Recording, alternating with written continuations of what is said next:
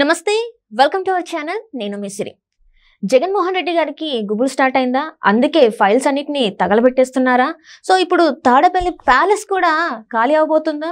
అక్కడ నుంచి అందరూ సర్దుకుంటున్నారా? సో ఈ అంశాన్ని మనకి వివరించడానికి మనతో పాటు ఉన్నారు ప్రముఖ senior journalist, political analyst CS Rao గారు. నమస్కారం. నమస్తే. సరే, ఇప్పుడు చూస్తుంటే జగన్మోహన్ రెడ్డి గారికి ఒక కొత్త గుబులు స్టార్ట్ అయింది. తాడేపల్లి ప్యాలెస్ నుంచి కూడా అందరూ సర్దుకుంటున్నట్టు మనకి వార్తలు వస్తున్నాయి. ఇందులో వాస్తవం ఉందంటారా? సో ఒకటేంటంటే గవర్నమెంట్ మారేటప్పుడు ప్రభుత్వంలో రాలేము అనేటువంటి భావన ఉన్నప్పుడు ఈ ఫైల్స్ తగలబెట్టడం, లేదంటే సచివాలయాల్లో షార్ట్ సర్క్యూట్ అయ్యి ఫైళ్లు తగలబడడం, ఇలాంటి ఇన్సిడెంట్స్ మనం చూస్తున్నాం. తాజాగా మనం తెలంగాణ అసెంబ్లీ ఎన్నికల్లో చూసాం. తెలంగాణ అసెంబ్లీ ఎన్నికలు ఫలితాలు అంటే పోలింగ్ అయిపోయింది, ఫలితాలు వచ్చే రోజు ఏం జరిగిందో మనం చూసాం. ఆ ఫలితాలు రావడానికి ముందు రోజు ఏం జరిగిందో కూడా చూసాం. ఫలితాలు వచ్చిన రోజు అయితే అర్ధరాత్రి వేళ వచ్చేసి ఫైల్స్ అన్ని తీసుకెళ్లిపోయిన వాళ్ళు కొంతమంది అయితే, మరి కొంతమంది తగలబెట్టిన వాళ్ళు, ఇంకొక మంది ముసి నదిలో తీసుకెళ్లి హార్డ్ డిస్క్ చేసిన వాళ్ళు, పెన్ డ్రైవ్లు తీసుకోపోయిన వాళ్ళు, వీళ్ళందరూ ఉన్నారు. అప్పుడు మనమే ఇచ్చాం తెలంగాణలో దొంగలు పడ్డారని. సో అలాంటి పరిస్థితి ఎందుకు వచ్చిందంటే ఆల్రెడీ ఓడిపోతారు, ప్రభుత్వాన్ని ఫామ్ చేయలేరు అనేది బీఆర్ఎస్ పార్టీకి తెలిసిపోయింది ముందే. అందుకని చెప్పి వాళ్ళకి రహస్యాలను తీసుకెళ్లిపోయేటువంటి ప్రయత్నం చేశారు. దాని ఎంక్వైరీలో ఇప్పుడు నడుస్తుంది, ఎవరెవరు తీసుకెళ్లారు ఏంటి అనేది. అప్పుడు చీఫ్ సెక్రటరీ కూడా శాంతి కుమార్ కూడా ఆవిడ ఒక సర్క్యులర్ కూడా ఇచ్చింది. ఏ ఫైల్ ఎక్కడైనా అక్కడే ఉండాలి, అసలు ఏం కదలకూడదు అనేటువంటి ఒక సర్క్యులర్ కూడా జారీ చేశారు ఆవిడ. అలాగే ఇప్పుడు ఆంధ్రప్రదేశ్లో కూడా, ఆంధ్రప్రదేశ్ జరుగుతున్న పరిస్థితులు మనం చూస్తే కనుక ఇంకా పోలింగ్ కాలేదు. పోలింగ్ కాకముందే ఈ సర్వేలు చాలా క్లియర్గా చెప్తున్నాయి. ప్రశాంత్ కిషోర్ లాంటి రాజకీయ వ్యూహకర్తలు కూడా చెప్తూ ఉన్నారు. అనేకమైనటువంటి సర్వేలు, ఎక్సెప్ట్ ఒక టైమ్స్ ఆఫ్ ఇండియా తప్ప మిగతా, టైమ్స్ నౌ తప్ప మిగతా అన్నీ కూడా ఆల్మోస్ట్ అన్ని సర్వేలు జగన్మోహన్ రెడ్డి ఓడిపోతున్నారు, జగన్మోహన్ రెడ్డి అధికారంలోకి వచ్చే అవకాశం లేదని చెప్పి చెప్తున్నారు, చాలా క్లియర్గా చెప్తూ ఉన్నారు. ఇలాంటి పరిస్థితుల్లో ఎవరికి వాళ్ళ ఇండివిజువల్ సర్వే కూడా చేయించుకున్నారు అనేది ఒకటి పార్టీలో చర్చ జరుగుతుంది. వైఎస్ఆర్ కాంగ్రెస్ పార్టీలో ఇండివిజువల్ సర్వేలు చేయించుకున్న తర్వాత ఇప్పుడు పోటీ నుంచి తప్పుకునేటువంటి వాళ్ళు కూడా చాలా మంది ఉన్నారనేది ఇప్పుడు ఎక్కడ అనేది పోటీల నుంచి తప్పుకునే దానికి రెడీగా ఉన్నారు కొంతమంది. గుంటూరు సంబంధించిన ఎంపీ క్యాండిడేట్ ఉన్నాడు ఇప్పుడు, ఆయన నేను పోటీల నుంచి తప్పుకుంటాను, ఆల్టర్నేటివ్ ఎవరినైనా చూసుకోండి అని చెప్పి చెప్తున్నాడు వైఎస్ఆర్ కాంగ్రెస్ పార్టీకి. సో ఇలాంటి సిచ్యువేషన్లో అసెంబ్లీ నియోజకవర్గాల్లో కొన్నిట్లో కూడా ఉంది అనేది వైఎస్ఆర్ కాంగ్రెస్ పార్టీలో వినిపిస్తుంది. ఇలాంటి సిచ్యువేషన్ ఎందుకు వచ్చింది? అధికారంలో రాలేము అనేటువంటి ఉద్దేశంతో ఇలాంటి పరిస్థితులు ఎప్పుడు కూడా నెలకొంటాయి. సో ఇలాంటి సిచ్యువేషన్లో రాబోయేటువంటి రోజుల్లో ప్రభుత్వం మారితే కనుక ఇప్పుడు ఏవైతే తప్పులు చేశారో అవన్నీ నిరూపించడానికి కావాల్సినటువంటి డాక్యుమెంట్స్, కావాల్సినటువంటి హార్డ్ డిస్క్స్, పెన్ డ్రైవ్లు, వీటన్నిటిని మాయం చేసేటువంటి కార్యక్రమం ఇప్పటి నుంచే మొదలైంది. ప్రధానంగా ఏంటి, జగన్మోహన్ రెడ్డి అధికారంలోకి వచ్చిన తర్వాత మొట్టమొదట చేసినటువంటి పని ఏంటంటే ప్రజావేదికను కూల్చేశారు. దానికైన ఖర్చు ప్రజాధనం అప్పుడు 9 కోట్లు. ప్రజావేదికను కూల్చేశారు. ప్రజావేదికను ఎలా కూల్చేశారు, దాని ఫైల్ మూవ్మెంట్ చేసింది ఎవరు? జగన్మోహన్ రెడ్డి ఆదేశం మౌఖికంగా ఇస్తే కూల్చేయమని ఆర్డర్ ఇచ్చింది ఎవరు? అక్కడి నుంచి మొదలు పెడితే ఇప్పుడు మాజీ మంత్రులను అరెస్ట్ చేశారు. ఫస్ట్ అచ్చెన్నాయుడిని అరెస్ట్ చేశారు. ఈఎస్ఐ స్కామ్ అని చెప్పారు. ఈఎస్ఐ స్కామ్లో ఏం జరిగింది? ఈఎస్ఐ స్కామ్లో అచ్చెన్నాయుడిని అరెస్ట్ చేయడానికి ఆధారాలు ఏంటి? ఇవన్నీ ఫైల్ మూవ్మెంట్ అయితే ఉంటుంది కదా, ఆ ఫైల్స్ అన్ని చూపించాలి.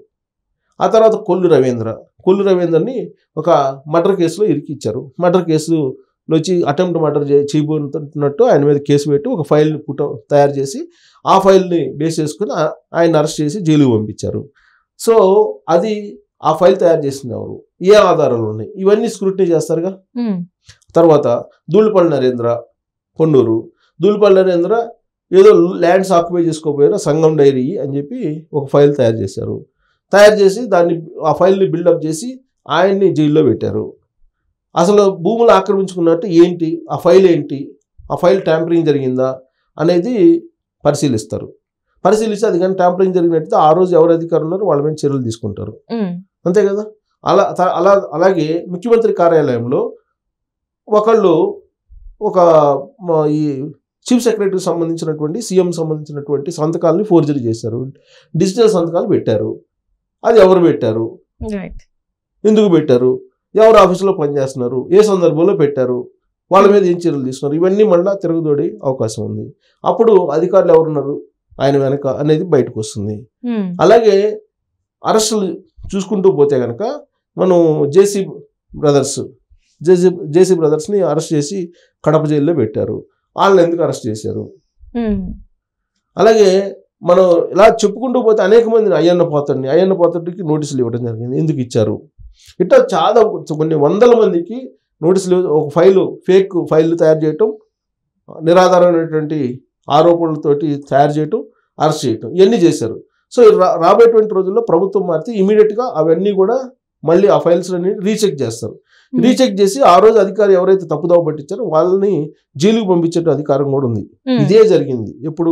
రాజశేఖర రెడ్డి ముఖ్యమంత్రిగా ఉన్నప్పుడు. అప్పుడు శ్రీలక్ష్మితో పాటు అనేక మంది సీనియర్ ఐఏఎస్లు జైలుకి వెళ్ళారు. కొంతమంది కోర్టుల చుట్టూ తిరిగారు. కొంతమంది మంత్రులు కూడా వెళ్ళారు, అప్పుడు మంత్రులుగా చేసినటువంటి వాళ్ళు. సో సేమ్ ఇప్పుడు జగన్మోహన్ రెడ్డి ప్రభుత్వం మారగానే ఇమీడియట్గా జరిగేది ఏంటంటే, ఆయనకి చట్టవిరుద్ధంగా, నిబంధనలకు విరుద్ధంగా ఎవరైతే సహకరిస్తూ ఫైల్స్ని తయారు చేస్తారో ఆ ఫైల్స్ అన్నింటినీ తీసుకొని పరిశీలించిన తర్వాత వీళ్ళ మీద చర్యలు తీసుకోవడానికి అవకాశం ఉంది. అందుకే ఇప్పుడు ఏం చేస్తున్నారు? ఈ ఫైల్స్ అన్ని తగలబెట్టడము, మాయం చేయటము ఇవి చేస్తున్నారు. వాటిలో ప్రధానంగా ఏంటి? హెరిటేజ్ ఫైల్స్కి సంబంధించి హెరిటేజ్కి సంబంధించి ఐటీ రిటర్న్స్ ఫైల్స్ ఇవ్వాలి అని చెప్పేసి ఫైబర్ నెట్ కేసులో అక్కడ సిట్ అడిగింది. ఏపీ సిట్ అడిగింది. అడిగినప్పుడు హెరిటేజ్ గ్రూపు అందజేసింది ఆ మొత్తం రిటర్న్స్, ఐటీ రిటర్న్స్ ప్రతి సంవత్సరం కూడా అందజేసింది, ఫైల్ మొత్తం బండిల్స్. ఇప్పుడు అవి భద్రపరచాల్సిన బాధ్యత వాళ్ళదే ఉంటుంది. ఎవరిది? పోలీస్ అధికారి, సిట్ అధికారులదే ఉంటుంది భద్రపరచాల్సినటువంటి అవసరం.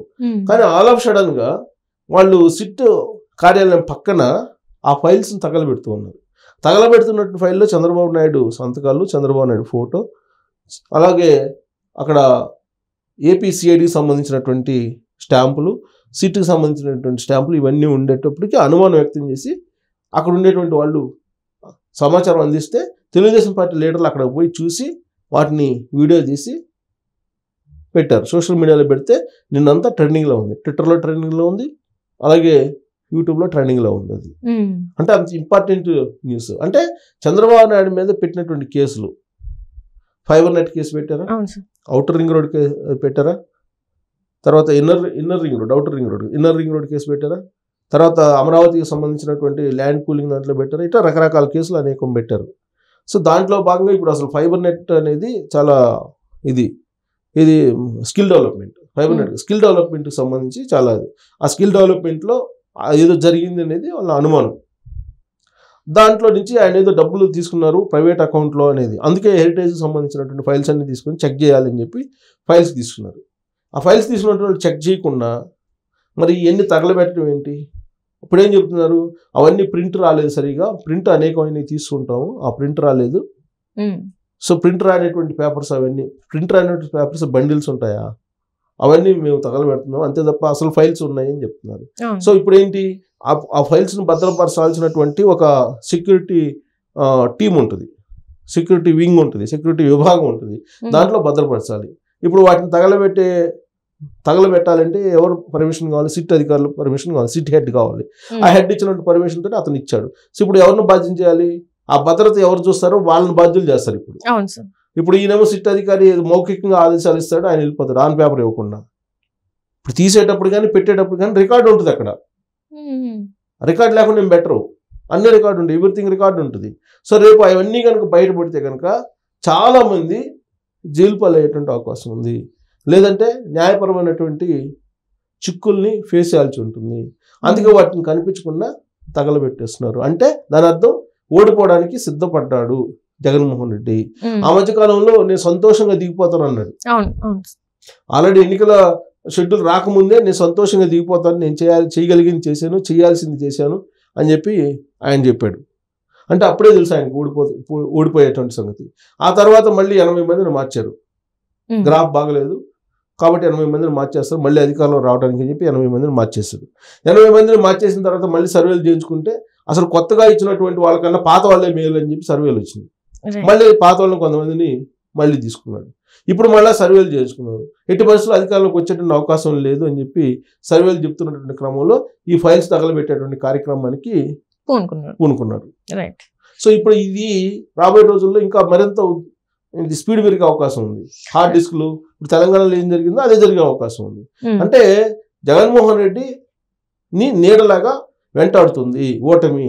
సో ఈ క్రమంలో ఏం చేసింది, ఈ మధ్య కాలంలో వచ్చిన న్యూస్, ఆల్రెడీ బెంగళూరులో ఉండేటువంటి ప్యాలెస్ రెడీ చేస్తున్నారు, దానికి అన్నిటికీ రంగులు వేస్తున్నారు, దాన్ని మళ్ళీ